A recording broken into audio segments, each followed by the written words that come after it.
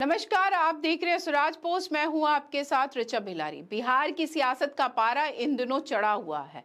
विधानसभा चुनाव करीब है और हर पार्टी अपने अपने पत्ते खोलने में लगी है। गठबंधन, महागठबंधन, सीट बंटवारा और टिकट का समीकरण यानी चुनावी जंग का सबसे पेचीदा और दिलचस्प खेल शुरू हो चुका है। विकासशील इंसान पार्टी के मुखिया मुकेश सहनी ने महागठबंधन में सीट बंटवारे को लेकर बड़ा दावा किया है।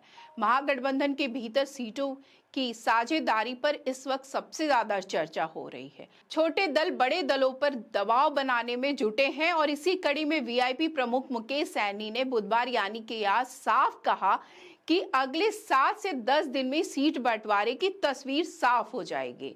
इस बार वही उम्मीदवार टिकट पाएगा जो जीतने की स्थिति में होगा, यानी यह चुनाव जीतने की क्षमता और समीकरण पर आधारित होगा, सिर्फ चेहरे और पद पर नहीं। मुकेश सहनी ने अपने गढ़ मुजफ्फरपुर और निषाद समाज का हवाला देते हुए कहा कि अगर उनकी पार्टी अकेले भी चुनाव लड़े तो हर विधानसभा क्षेत्र में 30,000 से लेकर 40,000 वोट लाने की क्षमता रखती है। उन्होंने दावा किया कि जितनी अधिक सीटें वीआईपी को मिलेगी उतनी ही मजबूती से गठबंधन की जीत पक्की होगी। सहनी ने आगे कहा, सीट तो हम चाहते हैं, लेकिन गठबंधन में सीटों का कम ज्यादा होना कोई बड़ी चिंता की बात नहीं। मजबूती से हम सरकार बनाएंगे। लेकिन यहाँ पर बात और दिलचस्प हो जाती है, क्योंकि सहनी ने दो टुक साफ कर दिया कि वीआईपी 60 सीट से कम पर मानने वाली नहीं है।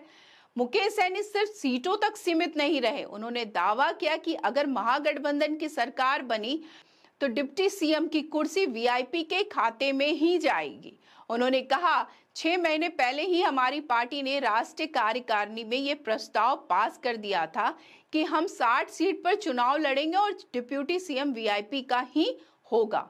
यानी मुकेश सहनी अब सीधा सत्ता के सबसे बड़े समीकरण में खुद को शामिल कर चुके हैं। सहनी ने यह भी स्पष्ट किया कि महागठबंधन में सीटों का बंटवारा समीकरण के आधार पर होगा।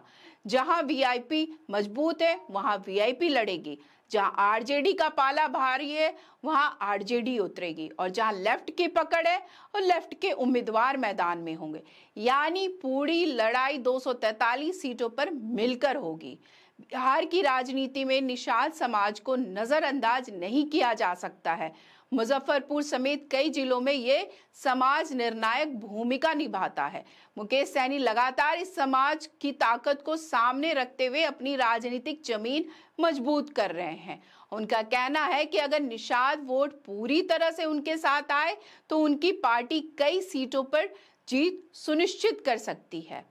दरअसल मुकेश सहनी का यह बयान सिर्फ मीडिया को संदेश नहीं था, बल्कि एक राजनीतिक संकेत है। महागठबंधन के बड़े खिलाड़ियों के लिए आरजेडी और कांग्रेस की वीआईपी को नजरअंदाज करना इस बार आसान नहीं है। 60 सीटों की मांग और डिप्टी सीएम के दावेदारी ने महागठबंधन के भीतर समीकरण को और पेचीदा बना दिया है। तो आज की इस वीडियो में बस इतना ही। आगे की खबरों के लिए देखते रहे स्वराज पोस्ट। अगर आप यूट्यूब पे देख रहे हैं तो चैनल सब्सक्राइब करें, फेसबुक पे देख रहे हैं पेज फॉलो करें। धन्यवाद।